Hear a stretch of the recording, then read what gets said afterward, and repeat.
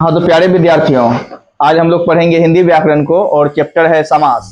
और इस समास से आपके हिंदी के पेपर में हर बार क्वेश्चन पूछा जाता है। 2 नंबर, 4 नंबर या 5 नंबर तक का क्वेश्चन पूछा जाता है। नाइन्थ का एग्जाम हो, टेंथ का एग्जाम हो, इंटर का एग्जाम हो या फिर कोई भी एग्जाम हो जिसमें हिंदी व्याकरण और समास चैप्टर से पूछा जाए तो वो इसके अंदर से ही रहेगा। और हमें ऐसा उम्मीद है कि आप बहुत ही अच्छे ढंग से समझ लेंगे मैं जो आपको बताने जा रहा हूँ। और ये थोड़ा सा वाइड बोर्ड है, इसलिए आपको थोड़ी सी कठिनाई का सामना करना पड़ेगा, हमें मालूम है, लेकिन फिर भी आइए हम लोग कोशिश करते हैं कि इसको अच्छे ढंग से समझ सकें। तो सबसे पहले हम समास कहते किसे हैं? तो समास का अर्थ होता है संक्षिप्तीकरण। समास का अर्थ होता है संक्षिप्तीकरण होता है, हम इसे याद रखेंगे। और समास का डिफिनेशन क्या है? तो जब दो या दो से अधिक पद, जब दो या दो से अधिक पद, पद अर्थात शब्द, शब्द को ही हम पद बोलते हैं। जब दो या दो से अधिक पद अपने बीच की विभक्ति चिन्ह को छोड़कर, विभक्ति क्या होता है? तो ने, से, के लिए, ये सब विभक्ति चिन्ह है। तो जब दो या दो से अधिक पद, पद अर्थात शब्द, जब दो या दो से अधिक पद अपने बीच की विभक्ति चिन्ह को छोड़कर आपस में मिल जाते हैं, विभक्ति चिन्ह को छोड़कर आपस में मिल जाते हैं, तो इसी मेल को समास कहा जाता है। तो आप समझ गए होंगे कि समास हम किसे कहते हैं। समास का समास का अर्थ होता है संक्षिप्तीकरण, ये तो हम जानते हैं, समास हम संक्षिप्तीकरण को कहते हैं। और इसका डिफिनेशन क्या है? तो जब दो या दो से अधिक पद अपने बीच की विभक्ति चिन्ह को छोड़कर आपस में मिल जाते हैं, इसी मेल को समास कहते हैं। फॉर एग्जाम्पल के लिए राजा का पुत्र राजा का पुत्र, तो बीच का विभक्ति चिन्ह को छोड़ दिया गया, का को छोड़ दिया गया, और क्या हो गया? राजपुत्र। क्या हो गया? राजपुत्र।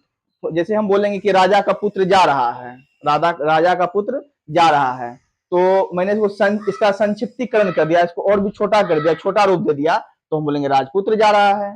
तो ये जो राजपुत्र है ये आपका समास हो गया। और भी क्या है? राजा की कन्या, हम बोलेंगे राजा की कन्या जा रही है, और इसका संक्षिप्तीकरण छोटा रूप में इसको बोलेंगे राजकन्या जा रही है। तो जब दो या दो से अधिक पद, एक पद, पद अर्थात शब्द, जब एक पद, ये आपका एक पद हो गया राजा, ये आपका दूसरा पद हो गया, और ये विभक्ति हो गया। तो जब दो या दो से अधिक पद या शब्द अपने बीच की विभक्ति को छोड़कर आपस में मिल जाते हैं, इसी मेल को समास कहा जाता है।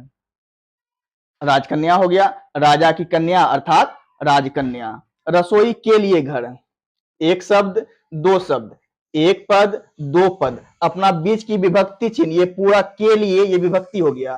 तो रसोई के लिए घर, इसका संक्षिप्त रूप होता है रसोई घर। तो रसोई के लिए घर, जब दो या दो से अधिक पद, हम लोग देख रहे हैं एक पद है, दो पद है, जब दो या दो से अधिक पद अपने बीच की विभक्ति चिन्ह अर्थात के लिए को छोड़ करके आपस में मिल गया, तो क्या बन गया? रसोई घर। और क्या है? माता और पिता, माता और पिता, ये और को हटा करके माता पिता बन गया। तो हम लोगों ने क्या देखा? इसका जो समास का तात्पर्य होता है संक्षिप्तीकरण। तो हम लोगों ने देखा कि माता और पिता के बदले हम लोगों ने एक शब्द का प्रयोग किया, माता पिता। रसोई घर के लिए हम लोगों ने प्रयोग किया रसोई घर। राजा की कन्या के लिए हम लोगों ने प्रयोग किया राजकन्या। राजा का पुत्र के लिए हम लोगों ने प्रयोग किया राजपुत्र।